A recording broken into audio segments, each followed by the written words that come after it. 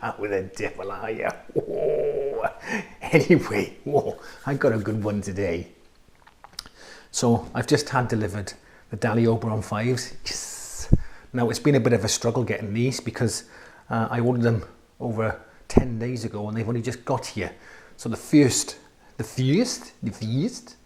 speaking Danish now. The first time I ordered them from one company off Amazon, they just didn't turn up, didn't materialise.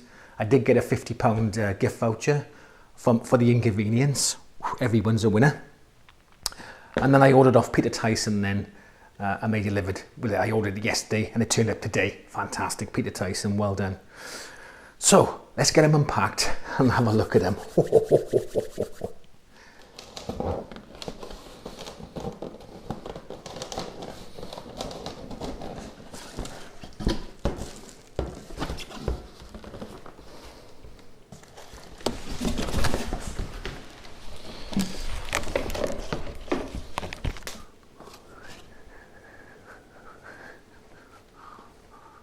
They're quite a compact tower. Compared to my Wharfdale Diamond 230s, they're quite a bit smaller. But apparently, even though they've got the small size, they put out a lot of sound, so all the reviews say. So I've yet to test that. I'm hoping it's true and I'm sure it is. One thing I do like about it is just the whole look of it, the smooth surface, the wood here, this veneer type, it's done really well. I don't like the fact that it's not magnetic grills. But meh, it doesn't really matter, does it? Do you know what I mean? It's not that big a deal. But it's a bit of a pain in the ass to take these off. And I have had in the past these things snapping off. These look pretty strong, like they're made of metal, but it still could break the plastic here. So come on, start making magnetic grills. It's easier. Again, really nice looking. You've got this 29mm tweeter. That's quite large for a tweeter, actually. Apparently it gives it a better, broader sound for the high end. Whether that's true or not, I don't know yet. So normally they're probably around 24, 26mm, so it's a couple of mil bigger. You've got the two bass drivers here made out of wood. Not solid wood, obviously, it's not oak or anything, or pine, but they're wood paper cones treated. And there's some SMC technology in them. With the magnets, some powder they coat the magnets in, and this is supposed to stop resonance and whatever. I mean, I've read the jargon a couple of times and it still doesn't really make a lot of sense to me, but it's supposed to give it a better sound. And again, we'll see if that's the case. So on the back, it's reapported. So you need to be careful how close you place it to a wall, I would imagine. You might get a bit of blooming if you place it too close. And I think Dali recommend 10 inches, but I'll double check that reference in the manual later. And down the bottom here, you've got single binding posts, not twin binding posts, so you can't buy wire. I'm not bothered by that because I've never really been impressed with buy wiring. I don't think it works that well. And as long as you've got a good crossover in the speaker, it won't make a difference. So on the bottom here, you've got this frame, the stand, whatever you want to call it. Now, I don't think you can adjust the height. It doesn't look like I can adjust the height on there. Now I've got tile floors, so I can't really use spikes. It comes with spikes and it comes with rubber feet, which you put over here. So I'll probably be putting the rubber feet on. I could put the spikes on and put pennies underneath, and I would be able to adjust the height up and down. I'm going to put the rubber feet on for now and see whether that's okay, just in case my floor is a bit uneven. But if that doesn't work, maybe I will put it on the spikes and stick it on a penny or something.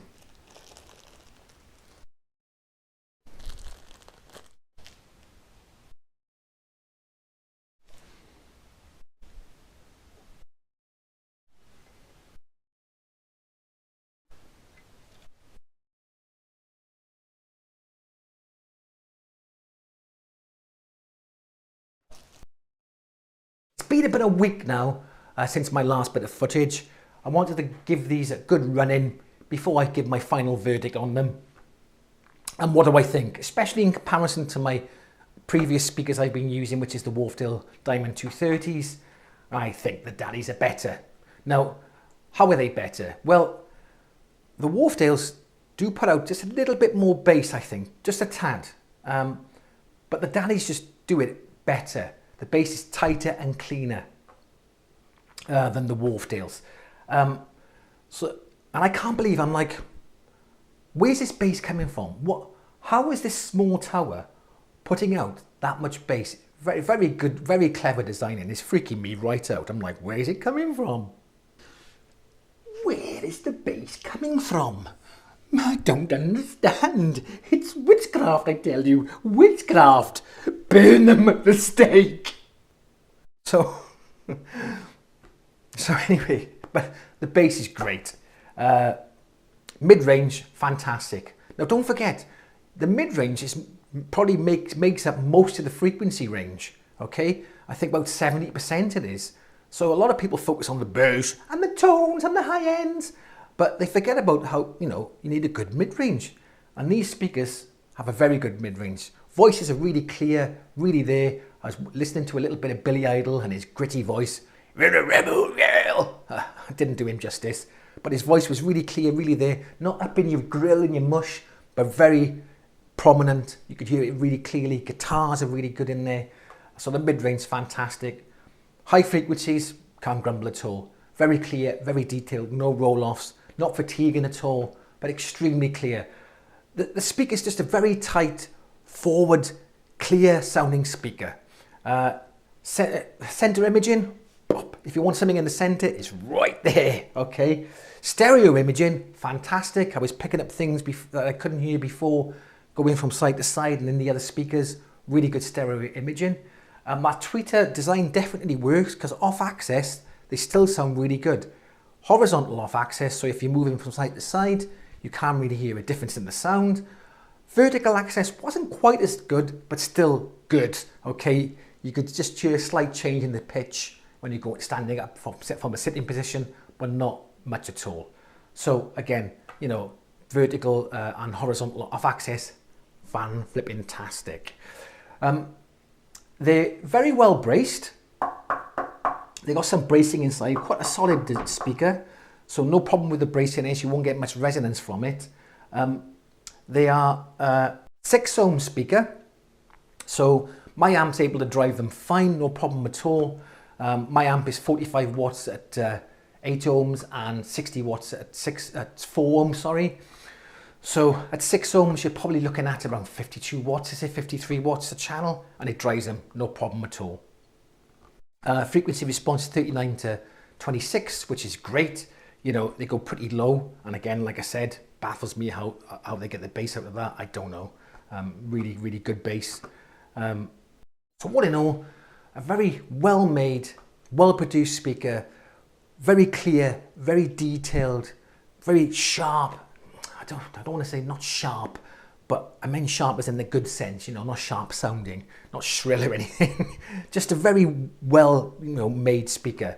Good sound comes out of it. Really happy with them. So that's the end of the video.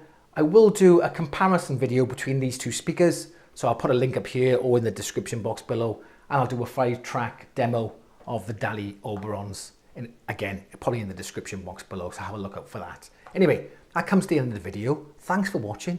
Like, subscribe if you liked it. If you didn't like it, don't subscribe. It's up to you. Whatever. Okay.